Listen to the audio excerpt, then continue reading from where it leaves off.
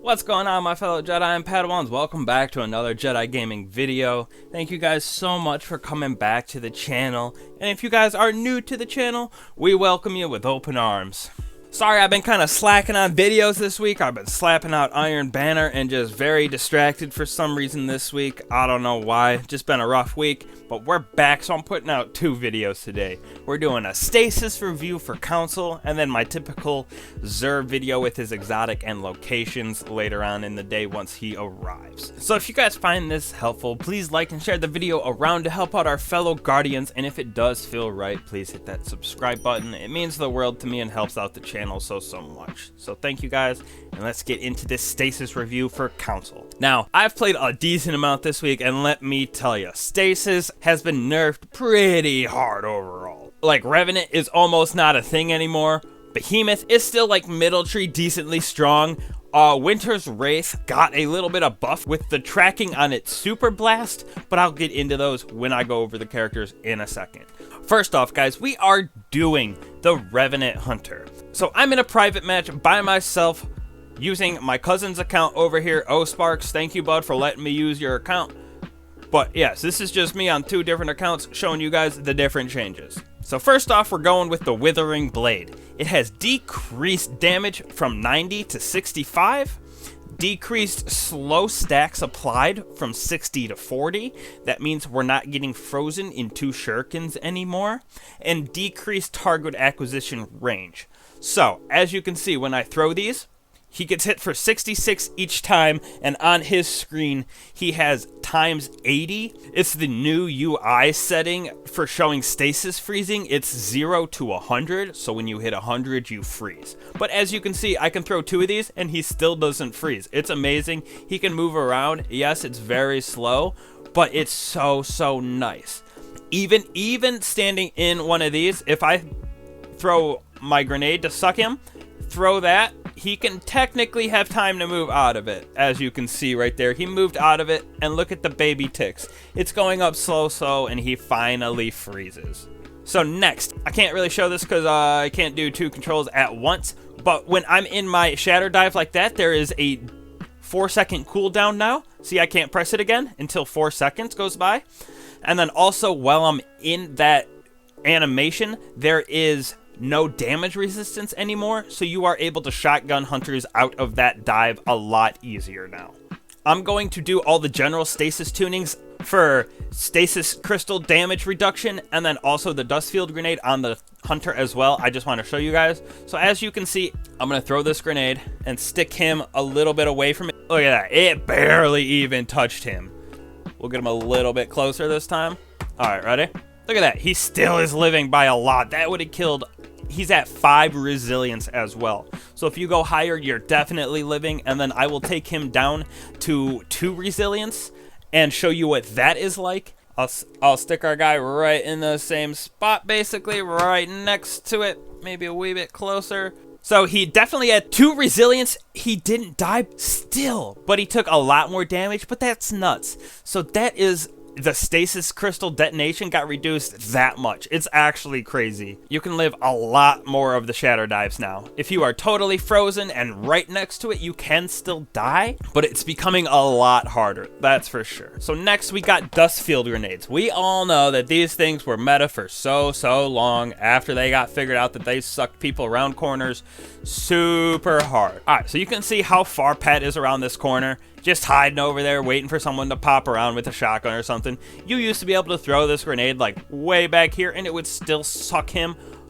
all the way around the corner from there. Now you have to throw this thing pretty close because it got reduced from 9.5 to 6 meters that the suck distance is able to pull you. And it also reduces the slow stack applied like I showed. It was only going up by 1s. So if I throw it here, he finally gets sucked, but look, he doesn't get flown all the way across the map and gets a misadventure by hitting this wall. He just gets stopped right there, and you see how long it took? So much longer. So overall, the general changes to dust field and the stasis crystal shattering is so improved. It's beautiful. It is so nice that they did something like this. All right, next we are doing our Titan, the Behemoth. So, it removed the AoE freeze against players on Supercast. The damage resistance while in Supers was decreased by 10%. You increased the energy cost of your light attack from 3 to 7%. And then also the combo of using your light attack into your heavy now consumes both the heavy and light energy instead of just the heavy like it did before. So it has better tracking when you're in the air and use your light attack as well. But as you can see right here, when I pop my super right next to Pat, our boy doesn't get frozen. Finally. And as you can see, I can't travel nearly as far. It's still, you can still chain these back to back and you can still get pretty decently distanced, but it definitely costs way more energy now compared to before, especially if you played. You can see the difference right there. I could have lasted twice as long basically before. Alright, so next, right here, when I pop my super, you can see now, and when I switch to Pat, he's using a Fellwinter's. If he hits me in the head and melees me, I'm basically dead. 2 melees, a shotgun and 2 melees kills a behemoth now. And if he was using Vorpal on this shotgun, it would have been even quicker. 1 shotgun, 1 melee. It's so nice. It's way easier, in my opinion, to play against these Titans now. You don't have them popping their super and getting killed 3 times by them just because they can do this around the map for a year. Beautiful nerfs, feeling pretty balanced. Definitely less nerfs than the Hunter. And then we're going to the Warlock, which feels almost like it got a buff in my opinion. Alright, so improved tracking on the Winter Wraith projectiles for 10 seconds now instead of 2. So when I'm in Winter's Wraith and Pat's jumping around, this thing will track him for 10 seconds now. Look at that. It tracks him for so long now, instead of he can be running away and it'll track him.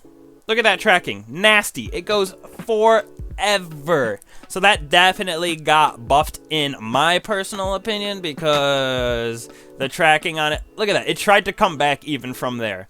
I'm sure you guys have seen videos of even crazier trackings going on, but it's kind of nasty. The good thing is that they decrease the damage to 30 on that instead of 80, which it was before, so you're not getting absolutely bombasted by 1 little melee. So that is beautiful to me. Next, we have when you freeze a target and kill them, they have that ice tracker right there. It has target acquisition range increased by 33%, so it travels farther. And then also, it can turn faster angles so it can get more people, and there was a bug where it used to track different people at the same time, so it would basically sit in one spot and not know where to go, and they fixed that as well. So that is good, and it definitely tracks people way faster from playing this week. In my opinion, I feel like it is all over the place. It's definitely going to become a new meta. It travels so far and fast that if you can get 4 people close to each other, it's going to continually chain back and forth to each other all the time. Overall, though, the stasis nerfs feel really good. It's good to see light supers in the Crucible again, and not only 6 stasi. Either way, it's so good. I'm very happy about it.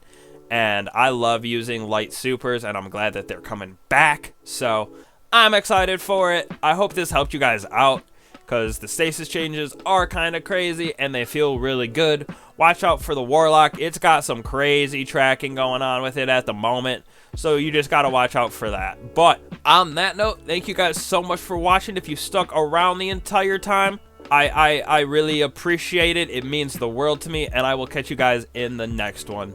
Peace.